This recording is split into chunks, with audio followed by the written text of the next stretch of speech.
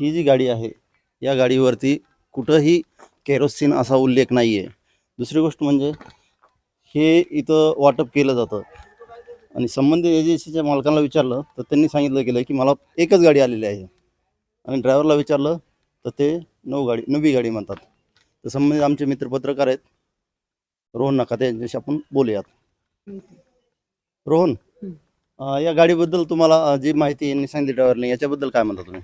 मी इथं आलो की मला कळालं की मोंड्यात असं राशन दुकानासाठी रॉकेल वितरित व्हायला लागलेलं आहे. मग मी तिथं आल्यानंतर एक गोपाळपूरचे कुठले तरी राशन दुकानदार आलेले होते. मी त्यांना विचारलं की दुकानासाठी किती माल भेटतो आपल्याला.